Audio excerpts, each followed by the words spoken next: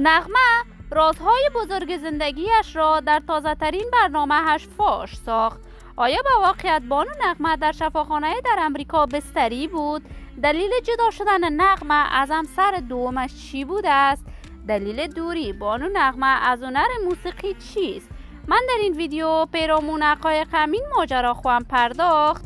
پس در ادامه با کانال دنیا اینفو باشید.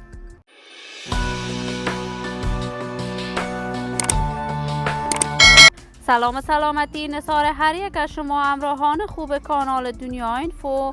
من مروارید عزیزی هستم. برای حمایت از من علامت سابسکرایب را فشار دهید تا ویدیوهای دیگر این کانال را از دست ندهید. بانو نغمه یکی از هنرمندان خوب کشور در صنعت هنر موسیقی افغانستان است. نغمه پشتون می باشد. از مادر و پدر پشتون در کندهار دیده به جهان گشود، ولی در سن 6 سالگی نغمه به کابل برگشت. تحصیلات دوره لیسه‌اش را در مکتب الفت به اتمام رسانید.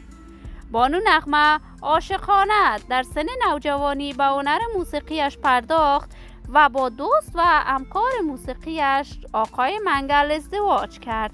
نغمه از منگل همسر اولش دارای 5 فرزند می باشد. اما بعد از آن که نغمه به اوج هنر موسیقی رسید و شهرت خوبی پیدا کرد، از منگل جدا شد و روانه کشور امریکا شد. در کشور امریکا نغمه با پسر یکی از رهبران مجاهدین ازدواج کرد، ولی از همسر دومش نغمه فرزندی ندارد و همیشه ابراز خوشحالی و محبت از همسر دومش داشته است. بانو نغمه و حفیظ محمدی در تازه ترین برنامه‌ای که به مناسبت عید قربان نشر کردند، نغمه تمامی شایعاتی که در صفحات مجازی بر علیه مریضی وی فاش شده بود کاملا بی بنیاد و دروغین خوانده است. نغمه دارای صحت کامل می باشد، ولی برای یک مدت کوتاهی از راه هنر آوازخوانی به دور است. ولی من آرزوی موفقیت، سعادت و کامیابی برای این بانوی هنرمند از بارگاه عزت لایزال تمنا دارم و در انتظار نشر تازه ترین برنامه‌های هنری از بانو نغمه خواهیم بود. دوستان نهایت ارجمند کانال دنیا اینفو، شما هم نظریات نیکتان را در بخش کامنت با من شریک بسازید.